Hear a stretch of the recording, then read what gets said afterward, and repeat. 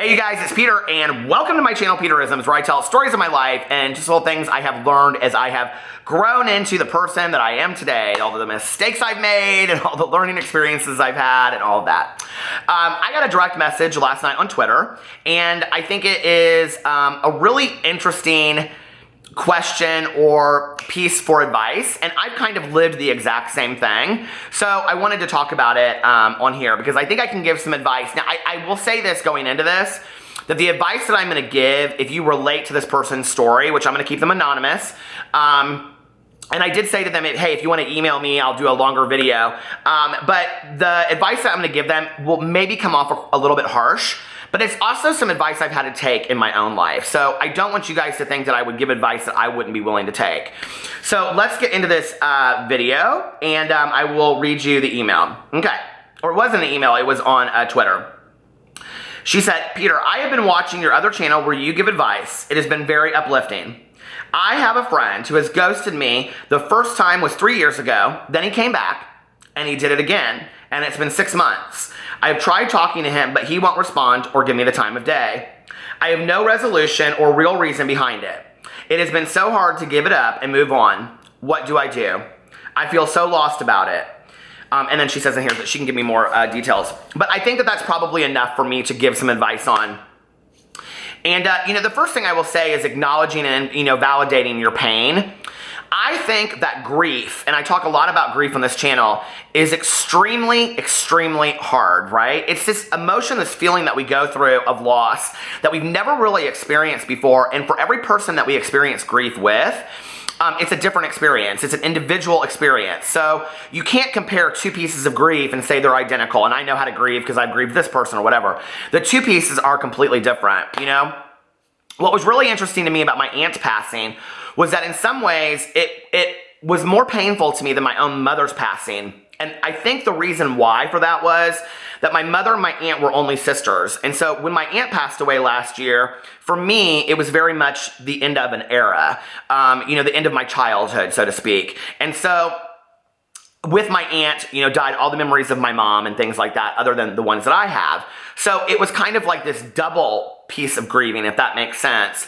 And I hadn't experienced that, going through it with my mom, because when my mom passed away, I still had my aunt. I still had this connection to my mom. But now I really don't have anybody that's connected to my mom, if that makes sense. And so it's a very lonely relationship. My cousin remembers her, of course, and, her husband and my uncle is still alive, but it's not like, the same as my mom's sister. And so when she passed away, I went through this grief all over again.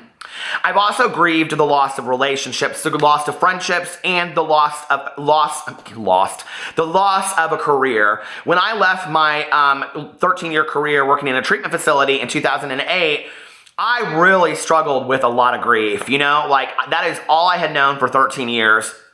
And when I walked away and nobody really called me and I wasn't really calling them and I had no connection, I didn't go back, I didn't walk down the hallways, it was so bizarre to me, I will tell you what has been hardest for me with romantic relationships breaking up and the grief that I've suffered with that and the loss of a friendship is that I think that with grieving somebody that has passed on, we know that they're not coming back, okay? We know that they're gone, and to some degree, we have closure, okay? But when you lose a friend or when you lose a romantic partner to circumstances, not that they've passed away, but they're out there still living their life, one of the hardest things is that you know that they are out there living, you think, their best life, having a great life, going on, having fun, meeting new people and all this kind of stuff, and you're over here still missing that relationship. And it's so difficult. I have felt that so many times, and that whole kind of piece of how are they able to move on and I'm not able to move on? And for me, really, it's been harder with friendships than it has been with romantic relationships, I think with romantic relationships, a lot of times I was able to look at it and go, okay, here's my part and here's their part, because we both have a part in everything that happens. In any relationship, in any kind of ending of a relationship, both people have a part in that. I think that one of the interesting things to me about this message was that you had this person in your life that treated you poorly, and then he ghosted you, okay? And then he came back in your life. and then he did it to you again. And I'm very much a believer that we teach people how to treat us, right? So the second that person came back into your life, what you were saying was, what you did to me the first time was okay. And I think it's really important to understand that.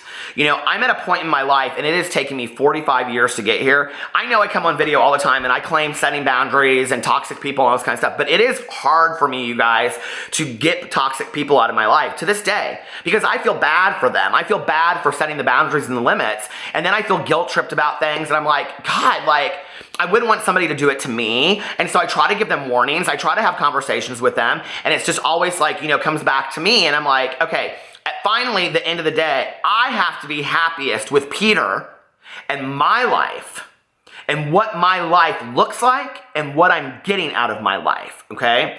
And if I had been ghosted by somebody twice, I don't know why I would need an answer to that, because what that says is it isn't about you, it's about them. And that is how they treat people in life. And I don't want people in my life that treat me that way. What I would do, and I know this sounds harsh, is I would delete their number. I would block them on all forms of social media, because for us, it's very, very hard. I give this advice to people and they just don't want to do it. They just can't do it. They have to keep some kind of thread going, Block them on all forms of social media, be done with them, okay? You have to almost act as if that person has passed on, especially if you have really tried hard to reconcile and say, what was my part in this? What did I do? Can we have some kind of resolution to this?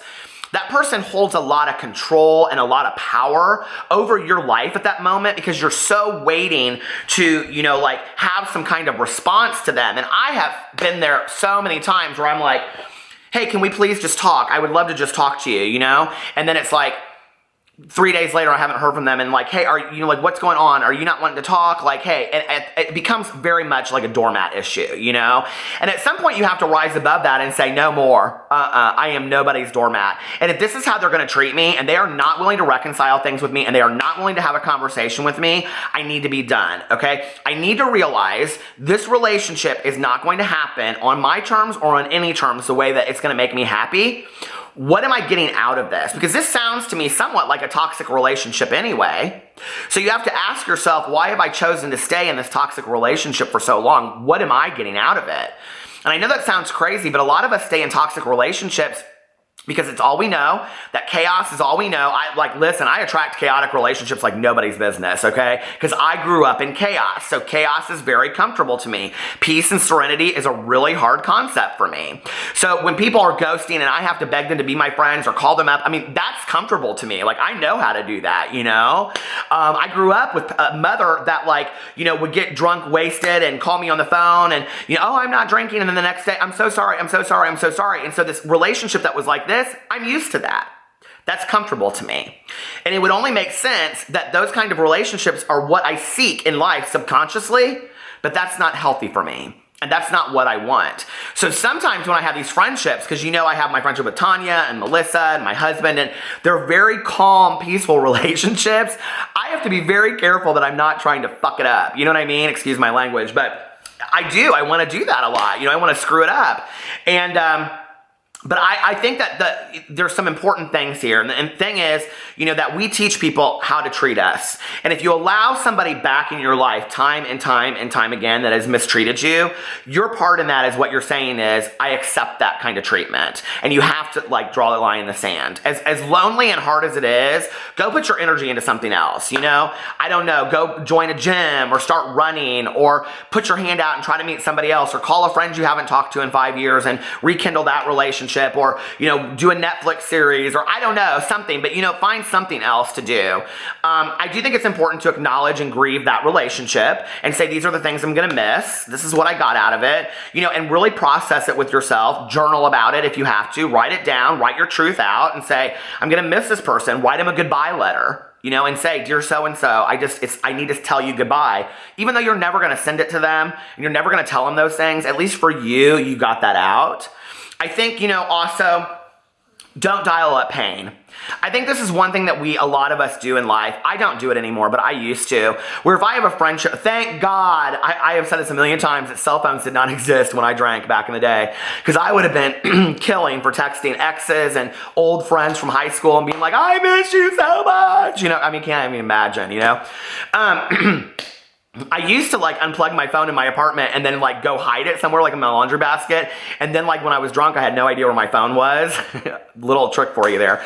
But I'm happy because like, you know, my emotions come out when I'm drinking and I'm using, and then I want to like call those people and like, and it's not real, you know? So I have to be careful today that I don't dial up pain, that I don't romance a relationship that's not there. It's really important that I'm very, very honest with myself about the conditions of all of the relationships in my life. All of them. I have to be willing to look at the relationships that are no longer there and be okay with that and move on. And I know that that's hard. I mean, you know, like the whole saying of moving on, you move through. You'll always carry those pieces with you. You'll carry that person and those memories, you know, but move through it and remember that person and carry that into new friendships and new relationships. You know, but I think it's important for us to know the conditions of all of our relationships in our lives and what we need to work on. And if this relationship, if this relationship isn't working for you, instead of pining away for it and trying to make something work that's not going to work, you know, put that energy and that time into a friend that really does want to do something with you. And I've had to really remind myself of that a lot in my life. You know, like I really want to be friends with this person, and I don't understand why they're not giving me the time of day. But then this person's over here asking me to do stuff, and I'm just like, it's almost like I take it for granted, you know? And so when I take that energy over here and I put it over here, that relationship explodes and improves like tenfold. Because all of a sudden, I'm in the middle of a reciprocal relationship. And that's what relationships should be. I love you guys, and I will see you tomorrow. Bye.